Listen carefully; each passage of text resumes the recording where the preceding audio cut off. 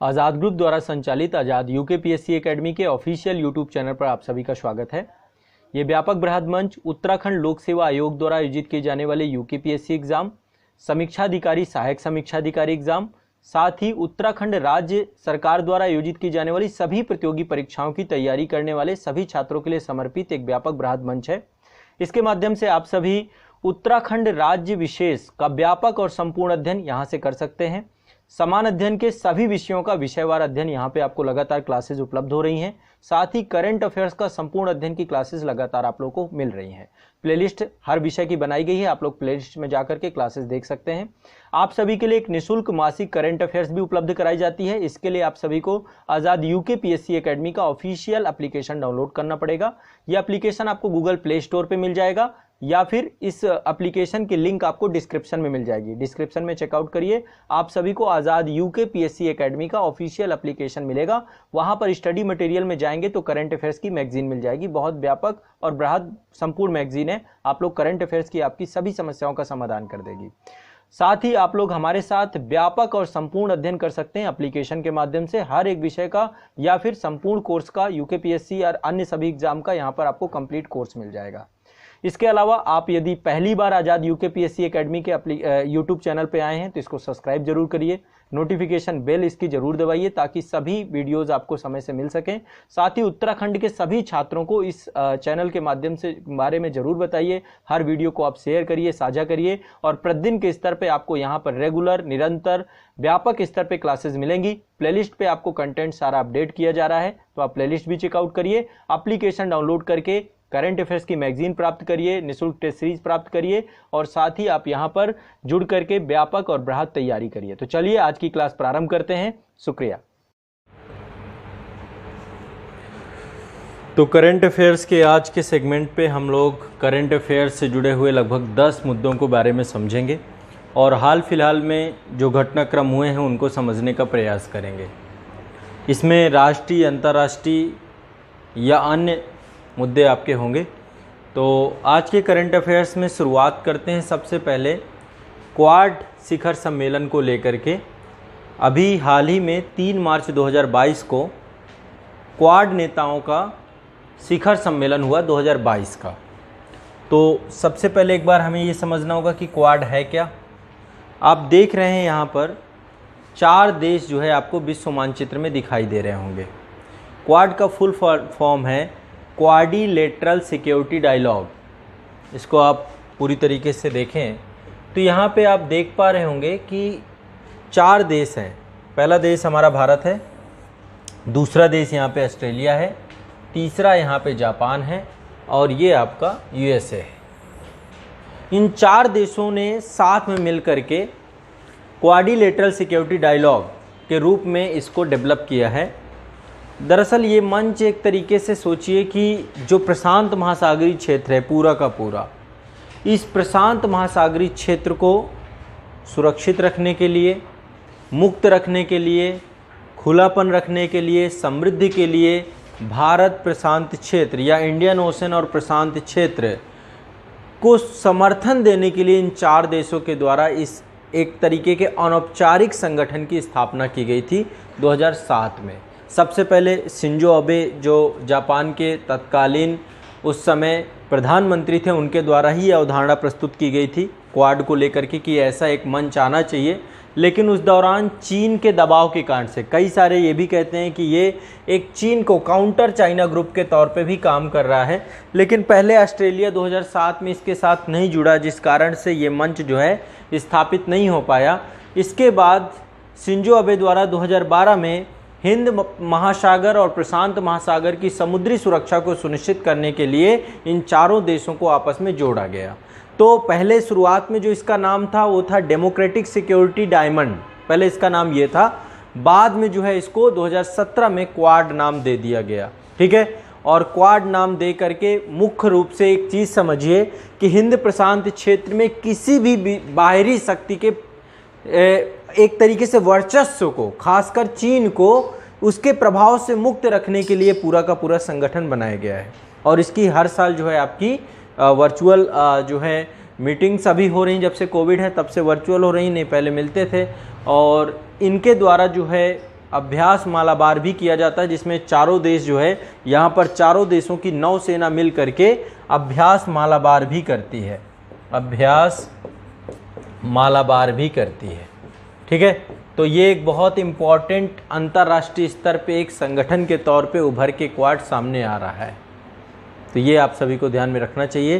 तो अभी हाल ही में मार्च 2022 में क्वाड शिखर सम्मेलन का क्या हुआ है, आयोजन हुआ है।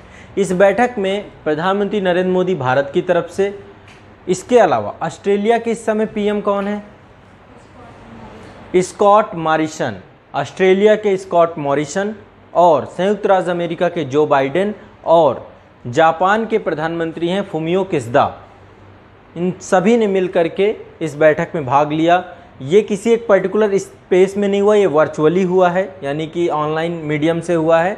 और सभी नेताओं ने जो प्रशांत महासागर के जो द्वीपीय हालात हैं उनको लेकर के यहाँ पे चर्चा की, और साथ ही समसामयिक मुद्दों पर भी चर्चा की, खासकर दक्षिण हिंद प्रशांत महासागर और हिंद महासागर क्षेत्र की सुरक्षा को लेकर के इनके द्वारा डिस्कस किया गया। तो सबसे पहली चीज़, क्वाड का फुल फॉर्म आपको पता होना चाहिए, क्वाड्रिलेटरल सिक्योरिटी डायलॉग। ठीक है, शुरुआत 2007 में जापान के द्वारा की गई थी, 2012 में ऑस्ट्रेलिया साथ में जुड़ गया, 2017 में इसको क्वाड नाम दे दिया गया। 4 देश इसके साथ जुड़े हुए हैं, यूएसए, जापान, ऑस्ट्रेलिया और भारत। ये अनौपचारिक रणनीतिक मंच है। ठीक है, तो इस रूप में आप क्वाड के बारे में जान सकते हैं। अगला करंट अफेयर्स थोड़ा सा इम्पॉर्टेंट है, ये भी ज़रूरी है जानना। अब ये चीज़ें आप देखते रहा करिए, ट्रैक करते रहा करिए। अब अगला जो शिखर सम्मेलन है, ये अगला जो इम्पोर्टेंट ये करंट अफेयर्स है, पहली बार राज्य ऊर्जा जलवायु सूचकांक जो है जारी किया गया है नीति आयोग के द्वारा। ये फर्स्ट टाइम जारी किया गया। अब ये क्या है, एक बार आप लोग इसको लिख लो, हेडिंग डाल लो, राज्य ऊर्जा जलवायु सूचकांक, राज्य ऊर्जा जलवायु सूचकांक। तो नीति आयोग के द्वारा राज्य ऊर्जा जलवायु सूचकांक जारी किया गया है, लॉन्च किया गया है, जिसका अल्टीमेट गोल क्या है कि जलवायु और ऊर्जा के क्षेत्र में राज्यों और केंद्र शासित प्रदेशों के क्या प्रयास हैं, किस डायरेक्शन में काम कर रहे हैं। इस सूचकांक का अल्टीमेट गोल क्या है, अल्टीमेट ये सूचकांक राज्य ऊर्जा एवं जलवायु सूचकांक, नाम क्या है, एनर्जी और क्लाइमेट को लेकर के, कि ऊर्जा पहुंच कितनी है किसी राज्य में, ऊर्जा की खपत कितनी है किसी राज्य में, ऊर्जा की दक्षता कितनी है किसी राज्य में, पर्यावरण की सुरक्षा को लेकर सुधार कितने हैं किसी राज्य में, किस राज्य में ऊर्जा कितनी सस्ती है, कितनी सुलभ है, कितनी कुशल है, कितनी स्वच्छ ऊर्जा का प्रयोग किया जा रहा है, कितना स्वच्छ ऊर्जा की तरफ कोई राज्य बढ़ रहा है। तो एक तरीके से स्वस्थ ऊर्जा को प्रोत्साहित करने के लिए ये एक सूचकांक बनाया गया है ऊर्जा और जलवायु के विभिन्न आयामों को ध्यान में रखते हुए नीति आयोग के द्वारा।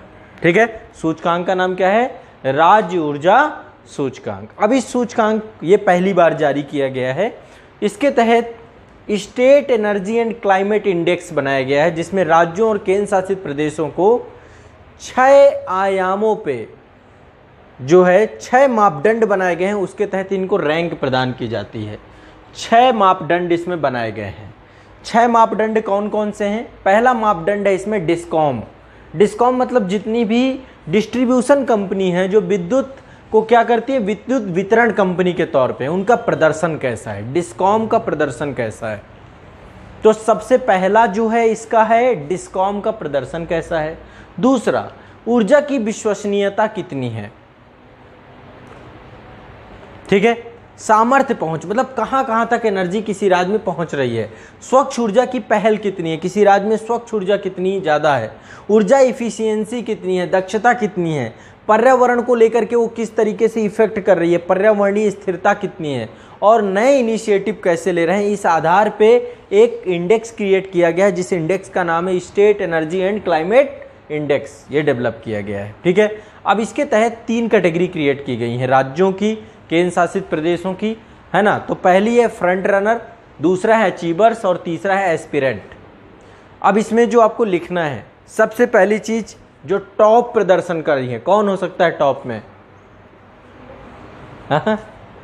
नंबर 1 में कौन होगा इस सूचकांक में,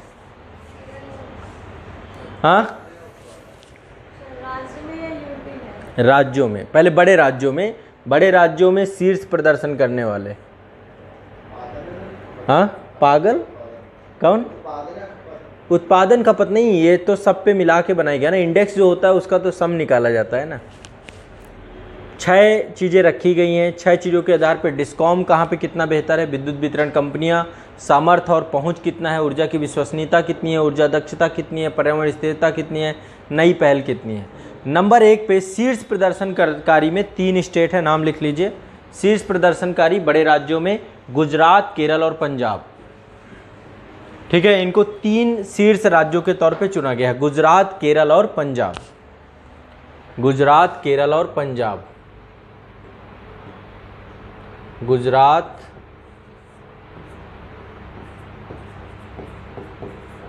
केरल, पंजाब।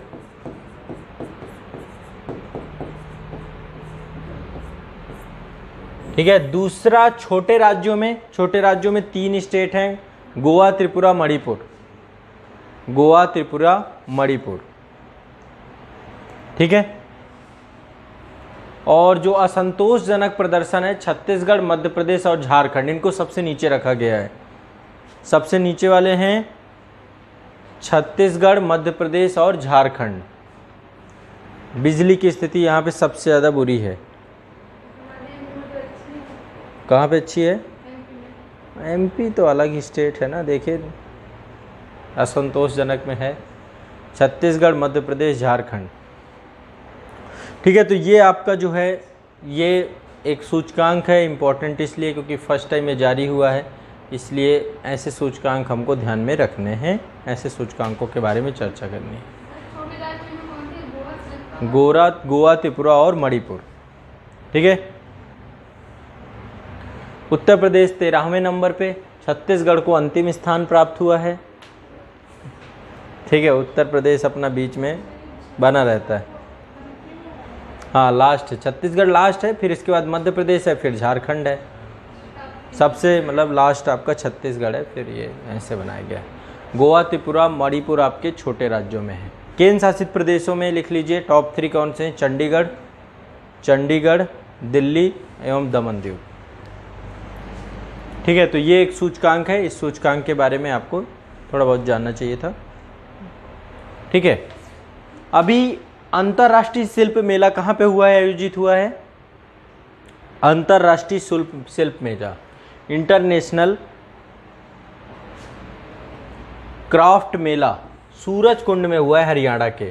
तो लिख लो 35वां सूरजकुंड अंतर्राष्ट्रीय शिल्प मेला 2022।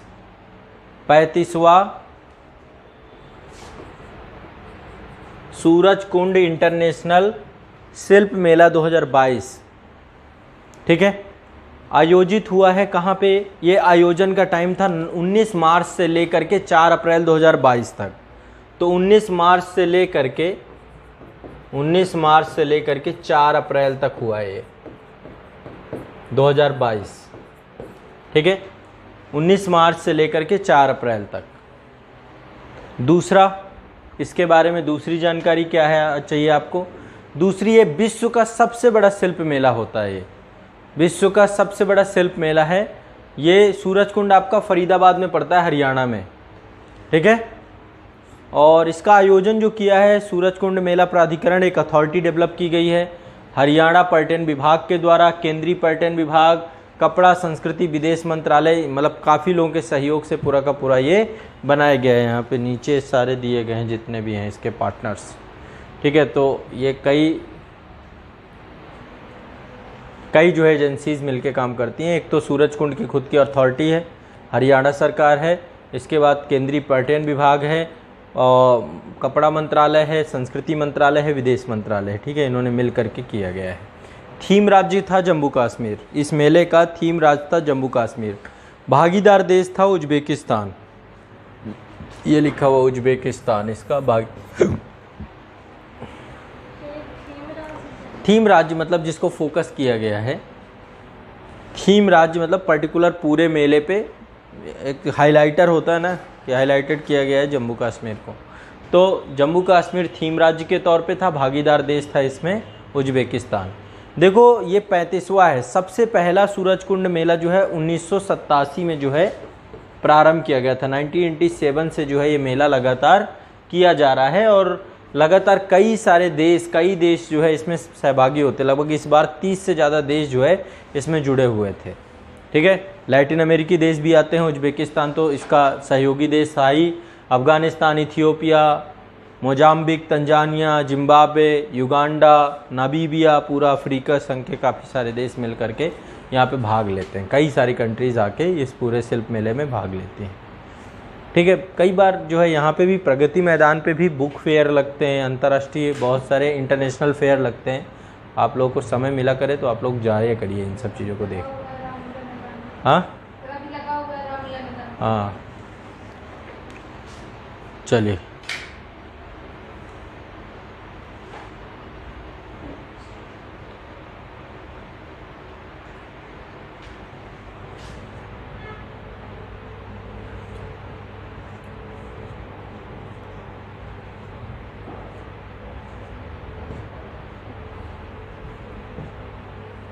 आपको पता होगा कि अभी इनके बारे में जानते हैं, अभी एक राजकीय यात्रा हुई, प्रधानमंत्री नरेंद्र मोदी जी बैठे हुए हैं बोरिस जॉनसन के साथ। बोरिस जॉनसन कौन है? ब्रिटेन के प्राइम मिनिस्टर। ब्रिटेन में भी वैसी ही शासन प्रणाली है जैसे कि भारत में है ना। तो अभी ब्रिटिश के पहली यात्रा थी इनकी, ब्रिटिश प्रधानमंत्री के द्वारा भारत पे पहली यात्रा की गई बोरिस जॉनसन जी की। तो लिख लो, हेडिंग डाल लो, ब्रिटिश प्रधानमंत्री की भारत यात्रा। ब्रिटिश प्रधानमंत्री की भारत यात्रा। ठीक है, अब ब्रिटेन जब बात करते हैं तो ये एक तरह से पूरी तरीके से प्रतिनिधित्व करते हैं पूरे यूके का, है ना, जिसमें इंग्लैंड भी है, उत्तरी आयरलैंड भी है और स्कॉटलैंड, वेल्स से सारे मिल करके यूके बनाते हैं। तो यूके के प्रधानमंत्री के तौर पे ये भारत में आए हैं। समयावधि क्या थी? 22 से 21 अप्रैल, 2 दिवसीय यात्रा थी ये, 21-22 अप्रैल, है ना। 21-22 अप्रैल को ये भारत की यात्रा पे आए हुए थे। ठीक, बोरिस जॉनसन साहब। अब देखो इनके बारे में कुछ चीज़ें। सबसे पहले ये गुजरात के अहमदाबाद से अपनी यात्रा प्रारंभ करते हैं। देखिए इनकी खुशी, है ना, ये देखो कितना खुश हैं ये। गांधी जी का चरखा पा गए और गांधी जी को लेकर के ब्रिटेन के लोग जो है, ब्रिटेन का पूरा विश्व जो है गांधी जी का सम्मान करता है, ये बात सत्य है। लेकिन फिर भी गांधी जी वो व्यक्ति थे जिन्होंने इन्हें, है ना, तो उनको इनकी पावर पता है, इस चरखे की पावर पता है कि ये अपने आप में कितना बड़ा है। तो जब ये आए तो इनकी जो यात्रा की शुरुआत होती है अहमदाबाद से, इनका जो है यात्रा की शुरुआत हुई। इसके बाद जो है साबरमती आश्रम गए महात्मा गांधी। इसके बाद यहीं पर एक इंडस्ट्रियल ई स्टेट है मसवड़, वहाँ पर गए। बड़ोदरा में JCB संयंत्र है, वहाँ पर गए। इसके बाद गांधीनगर में JIIFT सिटी है, वहाँ गए। गुजरात में जैव प्रौद्योगिकी संस्थान है, वहाँ पे गए। तो मल्टीपल कई सारे जैव प्रौद्योगिकी विश्वविद्यालय का दौरा किया। इसके बाद 22 अप्रैल को ये दिल्ली आते हैं। तो पहले दिन गुजरात में बिताया इन्होंने, इसके बाद जो है दिल्ली पहुँचे। तो दिल्ली में जो है राष्ट्रपति भवन में इनका स्वागत किया गया और स्वागत करने के बाद इनसे बात किया गया कि भाई आए क्यों हो आप कारण क्या है। तो अल्टीमेट आप देखिए, जब से ये रसिया यूक्रेन वार चला है तो एक भारत बहुत केंद्र बिंदु बन गया है इन सब मुद्दों को सुलझाने और हर चीज़ करने के लिए। और इस बीच में आप लगातार देख रहे हैं अभी प्रधानमंत्री जी 3 देशों की यूरोपीय यात्राओं में भी गए थे, जर्मनी, डेनमार्क और कौन कौन से देश थे?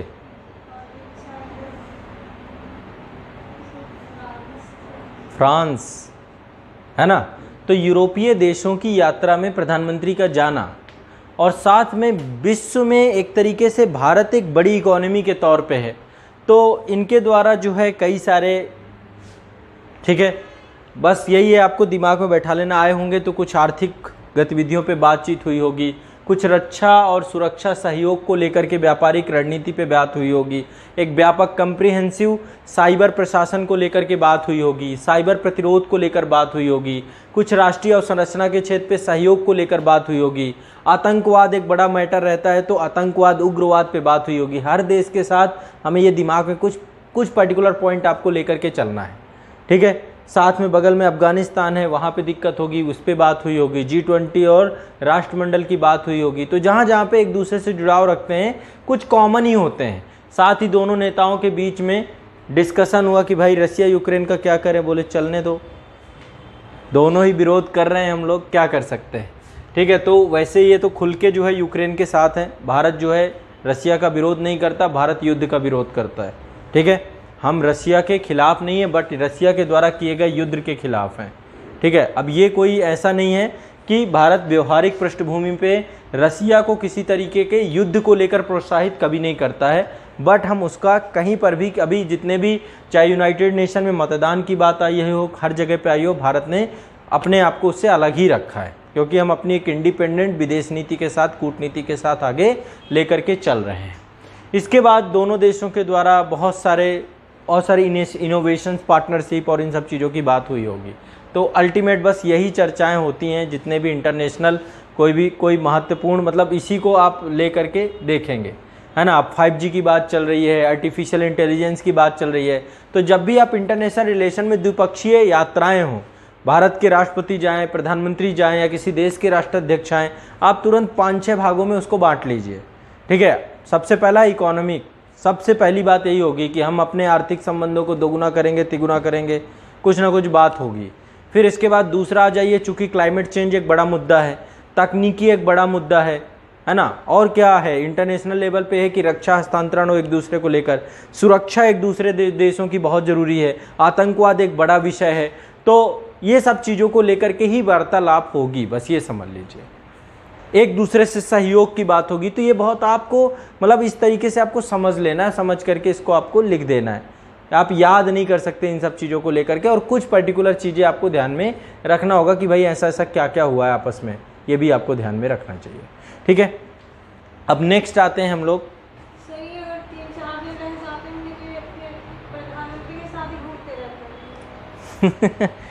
ऐसा नहीं, देखो शेड्यूल होता है। जब भी कोई देश का राष्ट्राध्यक्ष भारत आते हैं तो शेड्यूल होता है और प्रोटोकॉल होते हैं। जैसे अब ये समकक्ष कौन है हमारे भारत के, ये ब्रिटेन के प्रधानमंत्री हैं, इनके सब समकक्ष हैं भारत के प्रधानमंत्री।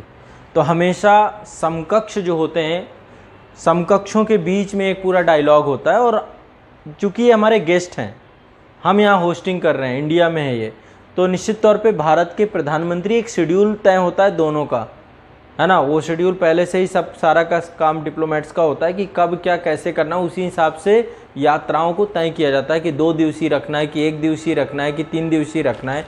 यदि प्रधानमंत्री जी का शेड्यूल खाली है, इनका खाली है, तो फिर उसी हिसाब से टाइम को अरेंज किया जाता है ना। और फिर इतने सारे वो होते हैं, कार्यक्रम होते हैं कि फिर एक एक कार्यक्रम, और सब सारा का सारा जो एक तरीके से समझिए कि जो मैनेजमेंट होता है वो सारा का सारा एम्बेसीज करती हैं, उस देश की एम्बेसी और भारत से उसके साथ जुड़ाव। ठीक है, मेन यही होता है। और इनके साथ एक प्रतिनिधि मंडल आता है पूरा का पूरा, लेकिन होस्टिंग का काम जो है समकक्ष ही करेंगे, जो इनके समकक्ष है। और जो हमारे कैबिनेट मिनिस्टर होते हैं वो भी साथ में इनके साथ जुड़े रहते हैं। ठीक है, चलिए, बिल्कुल इन्फॉर्म करते हैं। सारी चीज़ें 1 साल पहले से तय होती हैं, कौन कब आएगा, किसको कहाँ जाना है, ये पूरा 1 साल का कैलेंडर होता है। बहुत सारी चीज़ें होती हैं जो गोपनीय होती हैं, वो नहीं बताई जाती। अन्यथा की स्थिति में प्रधानमंत्री जैसे हमारे हैं, अगले 1 साल में कहाँ जाना है, क्या करना है, किससे मीटिंग है, किससे विजिट्स हैं, वो सारी चीज़ें पहले से तय होती हैं। ऐसा नहीं होता अनावश्यक कि बस निकल गए। वो एक बार हो गया था, नवाज शरीफ वाले में चले गए थे बिना कोई वो शेड्यूल के। तभी तो ये मीडिया वालों को भी पता होता है कि आगामी कितनी विजिट्स हैं, कैसे जाना है, क्या करना है। ये सारी चीज़ें पहले से सब स्क्रिप्टेड होती हैं, पहले से क्या होने, क्या समझौते होने, सारी चीज़ें सब पहले से तय होते हैं। ठीक है, अब दूसरा जो है आपका एक महत्वपूर्ण है रायसीना डायलॉग। रायसीना डायलॉग कई सारे देशों के द्वारा एक फाउंडेशन है जिसका नाम है ऑब्जर्वर रिसर्च फाउंडेशन, उसके सहयोग से और भारतीय विदेश मंत्रालय, इन दोनों के द्वारा मिल करके रायसीना डायलॉग जो है आयोजित किया जाता है। इस बार का रायसीना डायलॉग जो है 25 से 27 अप्रैल 2022 को नई दिल्ली में आयोजित हुआ। ठीक है, और इस डायलॉग को प्रधानमंत्री जी के द्वारा इसका उद्घाटन किया गया। इसमें यूरोपीय आयोग के अध्यक्ष इसमें आए हुए थे और उनका नाम था उर्सुला वान डे लेन, और मुख्य अतिथि के तौर पे थे ये। और इसके बाद जो है अल्टीमेट जो इस पूरे का इसका ऑब्जेक्टिव है, वो ऑब्जेक्टिव है कि भू राजनीति, भू अर्थशास्त्र के तौर पे किस तरीके से जो है किसी भी देश को, भारत को कैसे हमें इनोवेट करना है, कैसे भारत को एक तरीके से वैश्विक स्तर पे उभारना है। तो रायसीना डायलॉग के अंतर्गत विदेश मंत्रालय और जो ये संस्था है आपकी ORF, ऑब्जर्वर रिसर्च फाउंडेशन, इसके सहयोग से ये आपका मनाया जाता है। तो इस बार का ये 7वां था। 2016 से इसको प्रारंभ किया गया था, 2016 से ये लगातार आपका चल रहा है। और इस कार्यक्रम में कई सारे आए, स्वीडन के पूर्व प्रधानमंत्री आए, कनाडा के पूर्व प्रधानमंत्री आए, मालदीव के पूर्व राष्ट्रपति आए, ऑस्ट्रेलिया के पूर्व प्रधानमंत्री आए, काफ़ी सारे लोग जो पूर्व वाले हैं उनको इसमें सम्मिलित किया गया। और अन्य कई सारे देश जैसे अर्जेंटीना, आर्मेनिया, ऑस्ट्रेलिया, तो ऑनलाइन माध्यम से भी कुछ देश जुड़े हैं, जैसे ऑस्ट्रेलिया ऑनलाइन जुड़े, गुयाना, नाइजीरिया, नॉर्वे, लिथुआनिया, ये सारे देशों के द्वारा इस पूरे उसमें साथ में जुड़ा गया। ठीक है, तो ये रायसीना डायलॉग जो है आपको ध्यान रखना है। ये आपका हर साल मनाया जाता है और ये भारत के विदेश मंत्रालय के द्वारा। एक ये आपका फिनटेक ओपन मंथ का आयोजन जो है किया गया, फिनटेक ओपन हैथकॉन। ठीक है, अब ये क्या है, पूरा का पूरा नीति आयोग के द्वारा ये जो है आयोजित किया जाता है आपका। ठीक है, मेजबान होता है इसका नीति आयोग।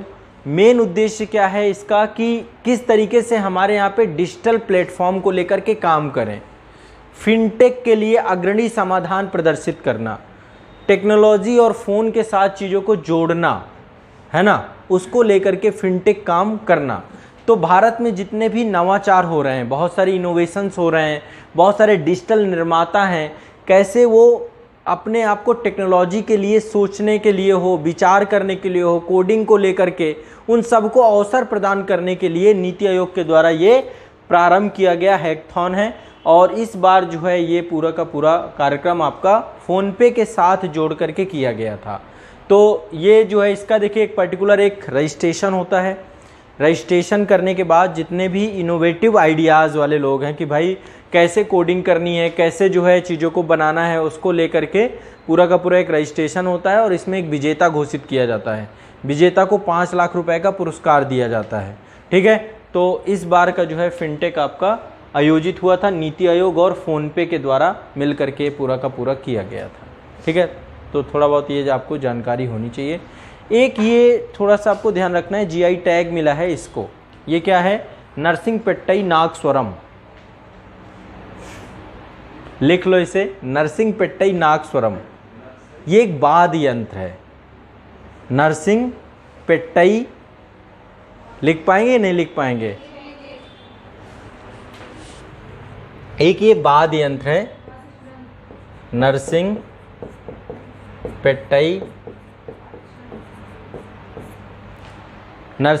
नागस्वरम। ठीक है, तो तमिलनाडु में एक ये वायु संगीत का वाद्य यंत्र है। एक जगह पड़ती है कुंभकोणम, कुंभकोणम के पास, वहाँ पे जो गांव के कारीगर हैं उन कारीगरों के द्वारा जो है इसको निर्मित किया गया है।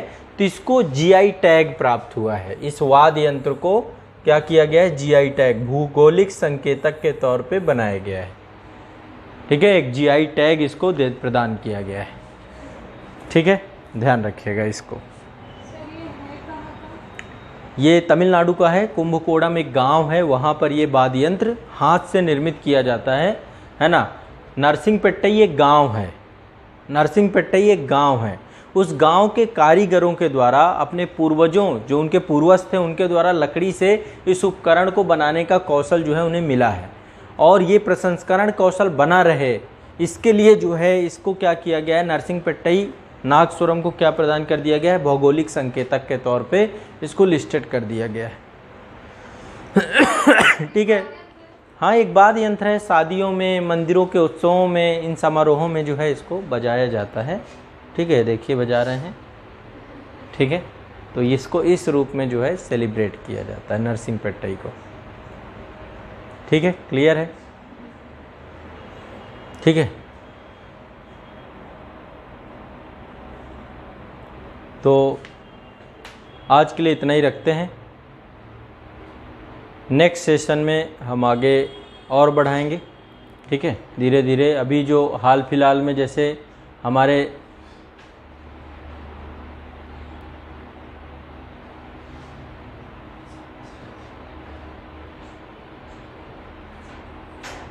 एक चीज़ ये भी आप लिख लीजिए, एक ये भी है, थोड़ा सा इम्पोर्टेंट है, इसके बारे में भी कुछ लिख लीजिए। ये भारत का पहला जो है हाइड्रोजन द्वारा संचालित एक संयंत्र बनाया गया है। अब ये क्या है, इसको लेकर के एक बार आप लिख लीजिए, हेडिंग डालिए इसमें।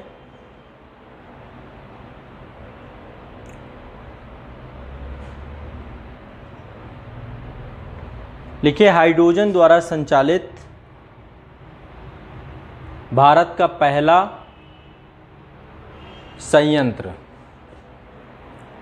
भारत का पहला संयंत्र है ये। तो हाइड्रोजन अब देखिए धीरे धीरे रिप्लेस कर रहा है शुद्ध ऊर्जा को लेकर के, जो क्लीन एनर्जी है, जिससे जीरो इमिशन हो रहा है, कार्बन उत्सर्जन को लेकर के जो पूरी तरीके से, तो ये आपका जो इंडियन ऑयल कॉरपोरेशन है उसके द्वारा जो है इसको पूरा का पूरा डेवलप किया गया है, इसको उसके द्वारा इसको पूरा का पूरा बनाया गया है। ठीक है, तो इसके बारे में लिख लीजिए कि ये असम में बनाया गया है। भारत का पहला शुद्ध हरित हाइड्रोजन संयंत्र 20 अप्रैल 2022 को ऑयल इंडिया लिमिटेड के द्वारा इसको बनाया गया है। ऑयल इंडिया लिमिटेड के द्वारा कहाँ पे है, असम में है। असम में जोरहाट पंप स्टेशन है, जोरहाट पंप स्टेशन है। और भारत का पहला ये 99.99% शुद्ध ग्रीन हाइड्रोजन का पायलट प्लांट के तौर पे ये प्रारंभ किया गया। अभी पायलट प्रोजेक्ट है, इसके बाद ये पहला प्रोजेक्ट है, इसके बाद अभी बहुत सारे प्रोजेक्ट्स ऐसे लगाए जाएंगे। तो एनर्जी को लेकर के ये पहला भारत का ऐसा प्रोजेक्ट है। अभी इसकी प्रतिदिन की क्षमता कितनी है, 10 किलोग्राम है, इसको बढ़ा के अभी 30 किलोग्राम ले जाना है। तो ये जीरो इमिशन है, इसमें लगभग 99.999% जो है ये क्या है, शुद्ध जो है आपकी ऊर्जा उत्पादन को लेकर के काम कर रहा है। शुद्ध जो है ये ग्रीन हाइड्रोजन के तौर पे काम कर रहा है। ठीक है, तो ऊर्जा उत्पादन में कहाँ पर बनाया गया है ये, पहली बात ये बनाया गया ऑयल इंडिया लिमिटेड के द्वारा, OIL के द्वारा, OIL के द्वारा विकसित है ये। और ये बनाया गया असम के जोरहाट पंप स्टेशन में, असम के जोरहाट पंप स्टेशन में। भारत का पहला शुद्ध हरित हाइड्रोजन संयंत्र है ये, तो इसके बारे में भी आपको जानना चाहिए। ठीक है, इसका उद्घाटन किया गया। चलिए आज के लिए इतना ही रखते हैं, नेक्स्ट सेशन में आगे फिर और बढ़ाएंगे।